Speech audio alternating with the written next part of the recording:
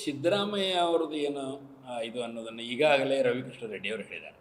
ಅವ್ರು ಏನು ಹೇಳ್ತಾರೆ, ನಂದು ಕಳಂಕ ರಹಿತ ಅಂತ. ನನ್ನ ಅಭಿಪ್ರಾಯದೊಳಗೆ ಬೇರೆಯವರು ಹೇಳಿದರೆ ಒಳ್ಳೆಯದಿತ್ತು. ಬಟ್ ಅದು ಕರುಣೆ ಇದ್ದರೆ ಅವರು ತಮ್ಮ ಇವನ್ನೇನು ಮಾಡಬೇಕು, ವಾಪಸ್ ಕೊಟ್ಟು ತಮ್ಮ ಇದನ್ನು ಉಳಿಸ್ಕೊಳ್ಬೇಕು. ಈ ಇಳಿ ವಯಸ್ಸಿನೊಳಗೆ ರಾಜಕೀಯದೊಳಗೆ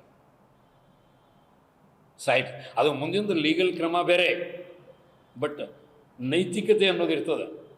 ಒಂದು ಕಾನ್ಸ್ಟಿಟ್ಯೂಷನಲ್ ಮೊರಾಲಿಟಿ ಅನ್ನೋದನ್ನು ಸುಪ್ರೀಂ ಕೋರ್ಟ್ ಆಗಲೆಲ್ಲ ಬಳಸ್ತದೆ. ಅದು ಇದ್ದರೆ ಅವ್ರು ಏನು ಮಾಡಬೇಕು, ಅದನ್ನು ವಾಪಸ್ ಕೊಡಬೇಕು.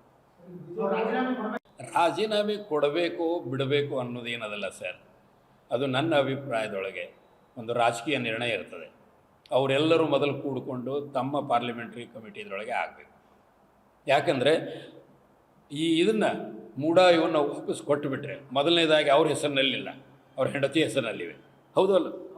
ಸೊ ನನ್ನ ಅಭಿಪ್ರಾಯದೊಳಗೆ ನಾನು ಯಾವುದೂ ಇದನ್ನು ಮಾಡಿಲ್ಲ, ನಮ್ಮದೊಂದು ಸ್ವಚ್ಛ ಇದನ್ನು ಮಾಡ್ಕೊಂಡು ಬಂದೀನಿ ಅಂತೇನು ಅವ್ರೇನು ಹೇಳ್ತಾ ಇದ್ದಾರೆ, ಅದೇ ದಿಶೆಯೊಳಗೆ ಒಂದು ಹೆಜ್ಜೆಯಾಗಿ ಅದನ್ನು ವಾಪಸ್ ಕೊಟ್ಬಿಡ್ಬೇಕು.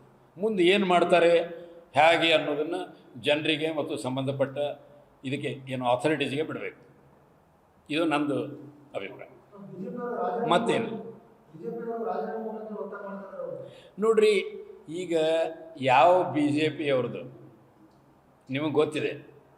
ಕಾಂಟ್ರಾಕ್ಟರ್ ಅಸೋಸಿಯೇಷನ್ದವರೇ ಬರೆದಿದ್ದರು, ಯಾರಿಗೆ ನ ಖಾऊंಗ ನ ಖಾನೆ ದೂಂಗ ಅನ್ನೋ ಪ್ರಧಾನಮಂತ್ರಿಗೆ ಬರೆದ್ರು ಕೂಡ ಒಂದು ವರ್ಷ ಏನೂ ಮಾಡಲಿಲ್ಲ ಅಲ್ಲಿಟ್ಕೊಂಡು. ಅಂದರೆ ಇವರು ಯಾವ ರೀತಿ ಮಾತು ಮತ್ತು ಕೃತಿ ಇದೆ ನೋಡೋದು.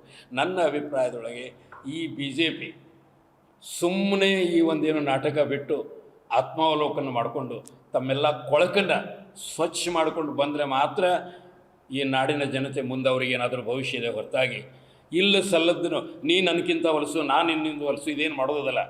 ಇದು ಸರ್ಕಾರದ ಜನರ ಪ್ರತಿನಿಧಿಗಳಾಗಿ ಮಾಡುವಂಥ ಕೆಲಸ ಅಲ್ಲ.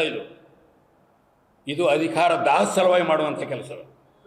ಇದನ್ನು ಅವರು ನನ್ನ ಅಭಿಪ್ರಾಯದೊಳಗೆ ಒಂದು ಪ್ರಾಮಾಣಿಕ ಒಳ್ಳೆಯ ಒಂದು ಅಪೋಸಿಷನ್ ಪಾರ್ಟಿ ಆಗಬೇಕಾದರೂ ಕೂಡ ಈಗ ದಾಖಲಾತಿಗಳನ್ನ ಕೊಟ್ಟಿದ್ದಾರೆ. ಕೆಲವು ಮಂದಿ ಗವರ್ನರ್ಗೆ ಕಂಪ್ಲೇಂಟ್ ಕೊಟ್ಟಿದ್ದಾರೆ. ನೋಡ್ರಿ, ಲೀಗಲ್ ಅವ್ರು ಏನನ್ನು ಮಾಡಬೇಕು ಅದನ್ನು ಮಾಡಬೇಕು. ಆದರೆ ಅದು ಬಿಟ್ಟು ಈ ಏನಂತಾರಲ್ಲ ಕೆಸರು ಎಲ್ಲ ಇದು ಮಾಡ್ತಾ ಇದ್ದಾರಲ್ಲ, ಇವರೇನು ಸಾಜೋಗಿದ್ದಾರೆ ಅನ್ನೋದು ಎಲ್ಲರಿಗೂ ಗೊತ್ತಿದೆ.